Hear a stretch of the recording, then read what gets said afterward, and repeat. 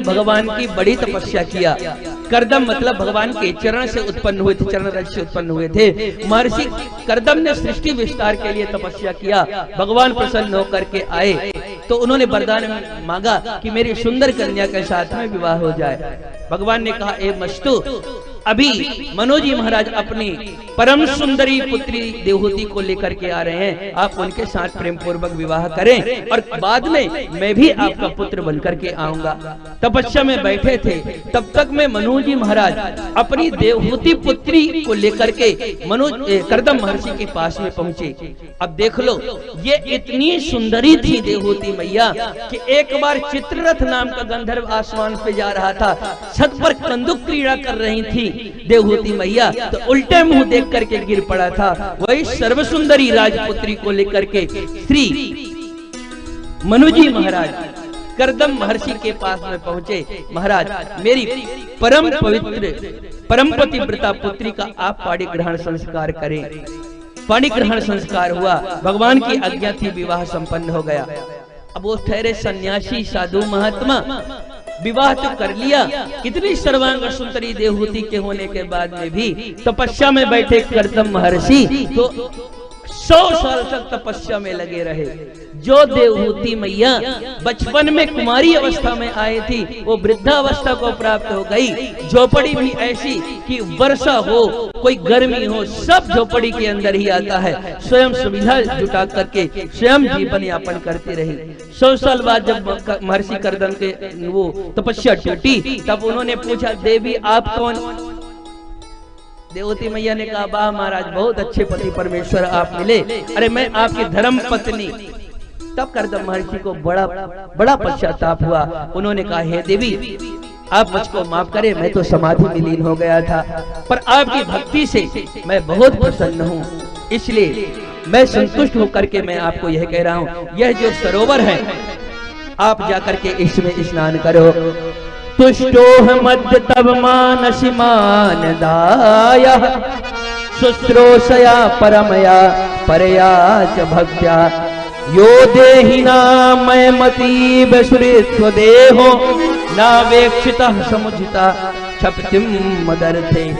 प्राणी मात्र के लिए उसका शरीर परम प्रिय होता है, पर उस सुंदर शरीर की आप परवाह किए बिना मेरी सेवा में लगी रही, इसलिए हम परम संतुष्ट हैं। इसलिए निमज्जस्मिन् हृदय भीरु विमाने मिजमारुह।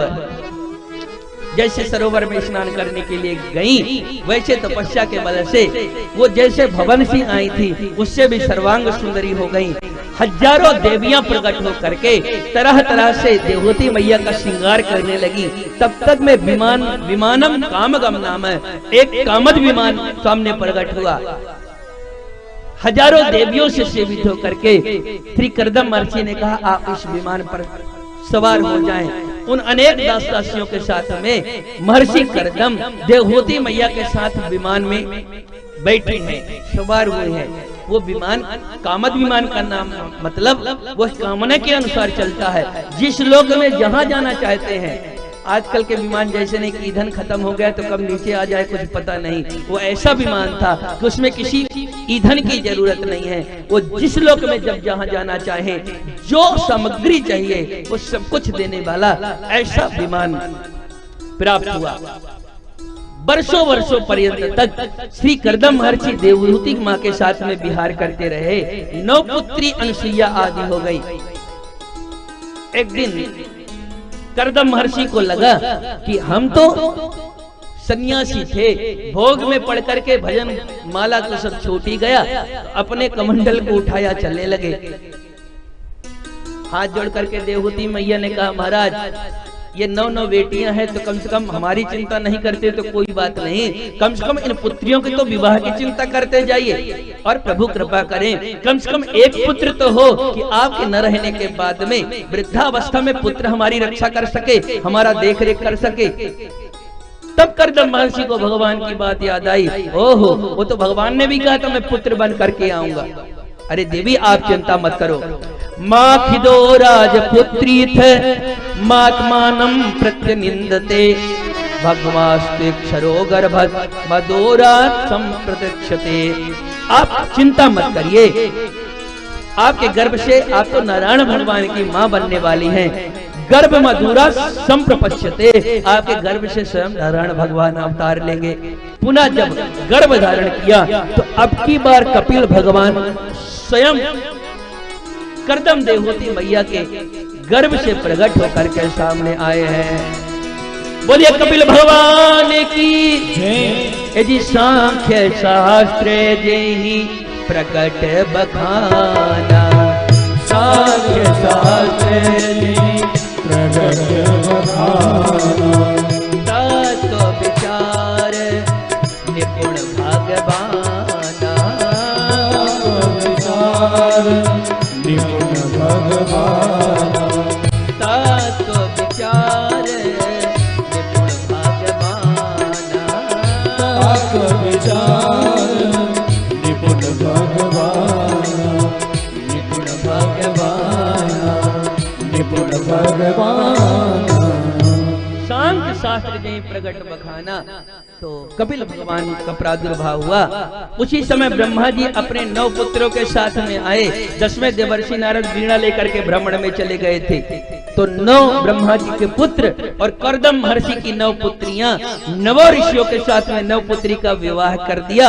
और देवताओं को विदा करने के बाद में देवी अब आपका पुत्र आपका देख रेख करेगा। अपना कमंडल उठा करके भजन करने के लिए श्री कर्दम महर्षि चले गए। समय व्यतीत होता गया। एक दिन अपने इंद्रियों की इच्छा को देख करके जो जब तक सुख भोगे थे उनको स्मरण करके जो मन खिन्न हो जाता था, आज माँ देवहूति अपने पुत्र कपिल भगवान के पास में गई और हाथ जोड़ करके कहा, हे प्रभु मैं आपको पहचान गई हूँ, मैं आपके शरण में आया हूँ। निर्विण्णा नितेराम भूमन असत इंद्रिय तर्षणात् एन सभाव्यमानेन प्रपन्नाधम तमो प्रभो। हे प्रभु हम जीवन भर विषय भोग करते रहे। हे पुत्र पुत्रियां मिली तो अनुसुईया जैसे महान पतिव्रता मिली। पुत्र मिला तो आज साक्षात नारायण भगवान पुत्र बन करके आ गए। पति मिला तो महर्षि कर्दम जैसे मिला जो संपूर्ण लोगों का सुख कामद विमान प्रकट करके दे दिया। पर अभी भी अपने अंदर देखते हैं तो इंद्रियां संतुष्ट नहीं है, ये और विषय भोग पर लिप्त होती जा रही हैं। इसलिए तंत्वांगता हम शरणम शरणियम स्वभृत संसार करो कुठारम जिज्ञासया हम प्रकृते पुरुषस्य नमामि सद्धर्म विदाम वरिष्ठम। हे स्वामी हे जगदाधार हम आपके शरण में आए हैं। आप कृपा करो कि मेरा मन पुनः वापस लौट आए, विषयों से हट करके भगवान में लगने लगे। कपिल भगवान ने कहा, हे मां दुनिया में कोई पूर्ण है ही नहीं, पूर्ण तो केवल एक ही है। पूर्ण मदः पूर्णमिदं पूर्णात् पूर्णमुदच्यते पूर्णस्य पूर्णमादाय पूर्णमेवावशिष्यते। भगवान के बिना जीवात्मा भी सर्वथा अपूर्ण है। इसलिए जब तक भगवान के चरणों में प्रीति नहीं होगी तब तक आप निरंतर बधी ही रहेंगी। गुणेश सक्तम बंधाय रतम पुंस मुक्तये। जब तक विषय वासना में बधे तब तक बधे हुए हैं, और जब भगवान में मन लगने लगा, भगवान में प्रीति होने लगी, तब तो हम मुक्त हो गए। तो भगवान में प्रीति कैसे हो? तब श्री कपिल भगवान ने कहा, है मां भगवान में मन लगने का एक ही रास्ता है कि सताम प्रसंगान मम वीर संविदो पिबत्ति हित कर्ण रसायना कथा तज्जोषणादा सब वर्ग वर्तमनी श्रद्धा रतिर भक्तिर अनुक्रमिष्यति। हे मां सताम प्रसंगान मम वीर संविदो, आप संतों के पास जाकर के हमारे निर्मल कथा को, भगवान के दिव्य गुण गणों को आप श्रवण करो। कथा सुनने से क्या होगा? हमारे चरणों में सच्ची भक्ति प्रीति हो जाएगी, और जब प्रीति हो जाएगी तब फिर मुक्ति अपने आप आ जाएगी, फिर विषयों से मन अपने आप हट जाएगा। देवती मैया ने कहा, पहचाने कौन संत कौन है? तो संतों का लक्षण बता दिया। तितिक्षवः कारुणिकः स्तुहिदः सर्वदेहिनां अजात शत्रवः शान्तः साधवः साधुभूषणः, जो तितिक्षावान है, करुणामय है, प्राणी मात्र का हित करने वाला है, जिसका कोई दुनिया में शत्रु नहीं है, वह साधुओं का भूषण है, वह साधुओं में श्रेष्ठ है। इस तरह से सुनाया और बाद में भगवान की पूजा करने का विधि बता दिया। सबसे पहले भगवान के चरण का ध्यान करें, चरण में चरण चिन्हों का ध्यान करें। पंडित जी पूजा रोज करवाते हैं ना, तो पूजा करने का मतलब ये नहीं होता कि पंडित जी ने कहा अक्षत चढ़ा दो तो अक्षत चढ़ा दिया। पंडित जी ने कहा ध्यान करो तो आंख बंद किए रहे 2 मिनट। इसका मतलब पूजा यह नहीं है। पूजा का मतलब है संचिंतयेत भगवतः चरणारविंदम, भगवान के चरण में जो चार चरण चिन्ह हैं उनको याद करें। कौन कौन से हैं? वज्रांकुश ध्वज सरोरुह लांछनाढ्यम, वज्र है, अंकुश है, ध्वज है और पताका है। वज्र का ध्यान करके कहें भगवान मेरे पाप को नष्ट कर दो। अंकुश का ध्यान करके कहें कि हमारे मन मत वाले मन रूपी हाथी को वश में कर दे।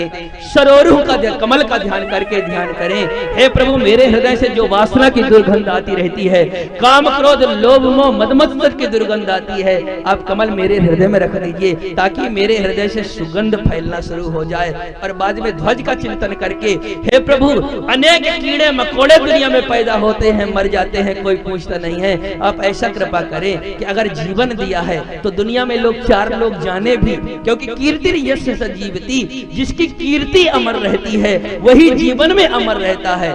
बाबूजी आप जिंदगी में जितना काम कर लेते, आप जितना काम कर लें अपने परिवार के लिए, स्वजनों के लिए, वह कोई काम हमारे आपके काम नहीं आता, वह तो हमारे कर्तव्य में आता है। पर लोक कल्याण के लिए आप यह भागवत की कथा जो करवा रहे हैं, समाज में किसी शोषित पीड़ित व्यक्ति का, किसी गरीब के व्यक्ति का बेटी की शादी करवा दिया, कभी किसी गरीब व्यक्ति का मदद आपने कर दिया, जो लोक कल्याण की भावना से दूसरे का परोपकार करते हैं, वह कीर्ति अमर कीर्ति है। और जिसकी कीर्ति अमर है वो दुनिया में कभी मरा नहीं करते। चाहे स्वामी विवेकानंद हो, रामकृष्ण हो, भगवान रामकृष्ण छोड़ करके जितने क्रांतिकारी जो देश के लिए अपने प्राणों की आहुति दिए हैं, ये सब अमर हुतात्मा हैं, ये कभी मरा नहीं करते।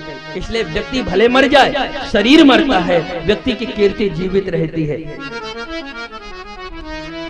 इसलिए हमारी कीर्ति दुनिया में अमर रहे। प्रभु मेरा कीर्ति रूपी पताका दुनिया में फहराता रहे।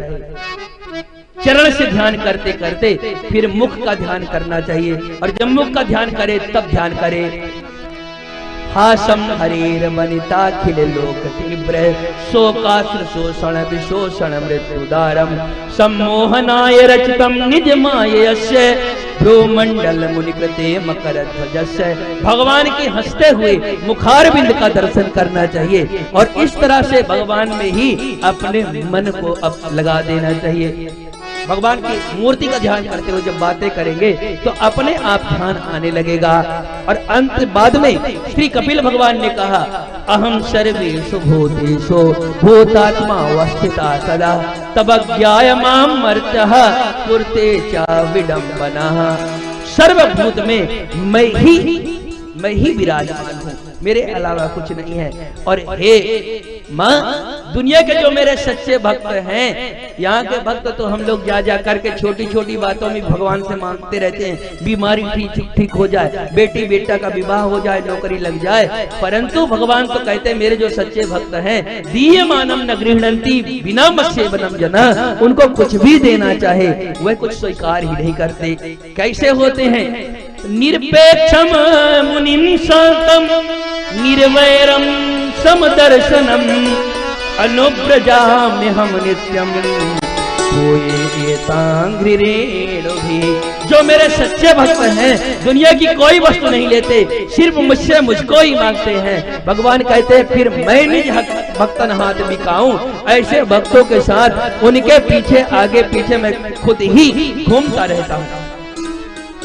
और बाद में कहा हे माँ, अष्टांग योग का वर्णन करते हुए कहा हे माँ, जिसके हृदय में भक्ति महारानी विराजमान नहीं है, अहो पते स्वपचतो गरियान यज्ञिम अग्रे वर्तते नाम तुभ्यम ते पुष्टपस्ते जुहवासुन आर्या ब्रह्मन्नुर्चुर्मां गृह्णन्ति ये वै। अहो पत स्वपचो गरियान, अगर भगवान का नाम जिह्वा पर नहीं आया, भक्ति नहीं आती है, या जिह्वाग्रे वर्तते नाम तुभ्यम, प्रभु का नाम जिसके जिह्वा पर नहीं आते हैं, तेपुस तपस्ते जुहुवा सफनुरार्या ब्रह्मानुचुर नाम गृणंति ये ते, उसे स्वपच चांडाल वो ज्यादा श्रेष्ठ है। अगर जो व्यक्ति भगवान की भक्ति नहीं करता और जिसके मुख में भगवत नाम नहीं आता है, क्षेमम न विन्दन्ति विनायकर्हणम तस्मै सुभद्रे सर्वसे नमो नमः। इसलिए भगवान के पाद पद्मों में आपको प्रीत करनी चाहिए। दिव्य भक्ति का जैसे ज्ञान दिया, उनकी भक्ति को पा करके देवहूति मैया का संशय दूर हुआ। वह परम धाम को भगवत स्मरण करते हुए इंद्रियों को शांत करके प्रस्थान किया।